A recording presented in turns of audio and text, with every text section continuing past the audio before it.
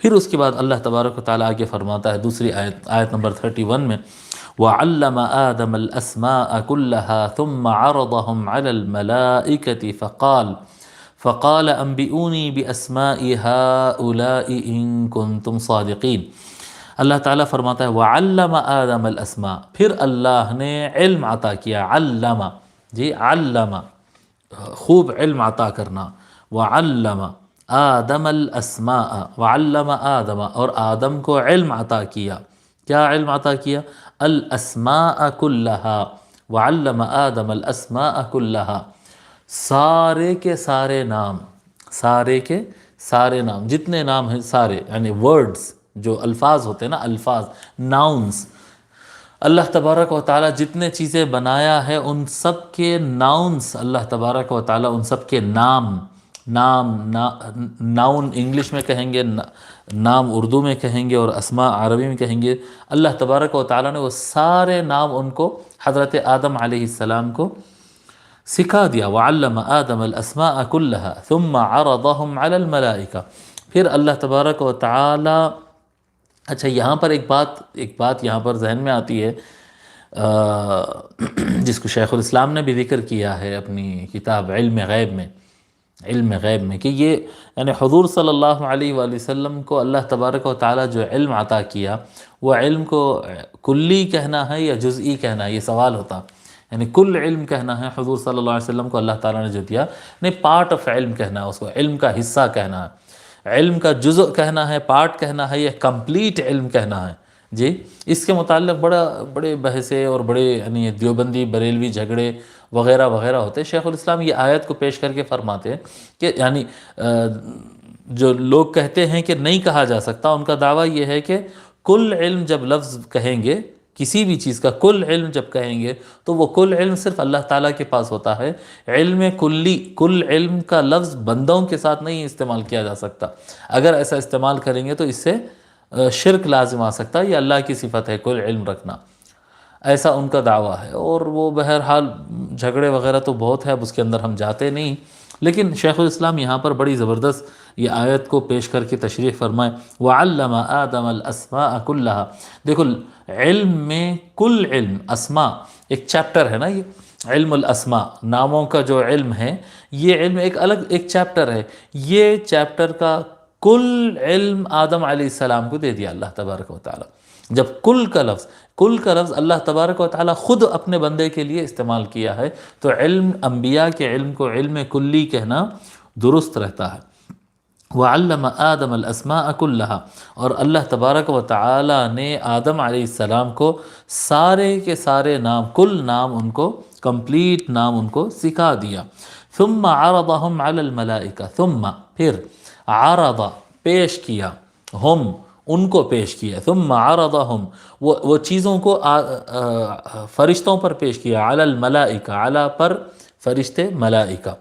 ثم عرضهم علی الملائکہ، اور ان چیزوں کو فرشتوں پر پیش کیا، سارے نام یاد دلا دیے، جیسے یہ الماری ہے، یہ کتاب ہے، یہ فلاں ہے، یہ فلاں ہے، سارے اللہ تبارک و تعالی آدم علیہ السلام کو سکھا دیا۔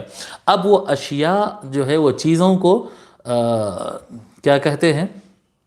فرشتوں پر پیش کرتا گیا۔ ثم عرضهم علی الملائکہ، عربی کے قاعدے کے حساب سے اشیاء کے لیے ثم عرضها علی الملائکہ آنا چاہیے تھا، ثم عرضها علی الملائکہ، لیکن یہاں پر عرضهم آیا، عرضها اور عرضهم جب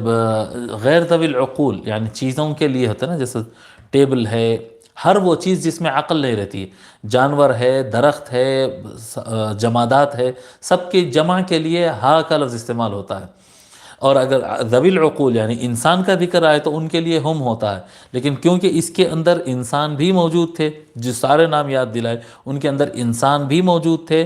اور انسان کے اشیاء بھی موجود تھی، اس وجہ سے ثم عرضهم کہا، ثم عرضهم علی الملائکہ، پھر ان سارے چیزوں کو پیش کرتا گیا، پیش کیا فرشتوں کے اوپر، فقال بتایا ان کو، دیکھو یہ چیزیں ہیں، یہ فقال پس فرمایا، انبئونی،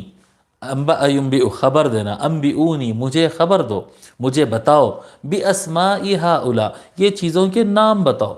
باسماء ہؤلاء جی انبئونی باسماء ہؤلاء، چلو مجھے باخبر کر دو ان ناموں سے، بتا دو مجھے کیا ہے، اس کا نام بتاؤ، اس کا نام بتاؤ، اس کا نام بتاؤ، ان کنتم صادقین، اگر تم اپنے دعوے میں سچے ہو، اگر تم سچے ہو، کس چیز میں سچے ہو؟ اگر تم اپنے دعوے میں سچے ہو، جو اشارتاً جو دعویٰ کرے تھے نا وہ لوگ، اشارتاً فرشتے جو اشارتاً دعویٰ کرے تھے کہ مولا وہ اس کے اندر تو کمزوریاں ہیں، ہم جو ہے بڑے تسبیح پڑھنے والے ہیں، ہم تو بڑا، ہمارے ہاتھوں میں سے تو، ہمارے زبانوں پہ سے تسبیح ہٹتی ہی نہیں ہے، تو تمہارا دعویٰ یہ ہے کہ تم بہتر ہو۔ جب میں نے کہا کہ میں زمین میں انسان کو خلیفہ بنا رہا ہوں، تو تمہارا دعویٰ تھا کہ اس کے اندر کمزوریاں ہیں اور ہمارے اندر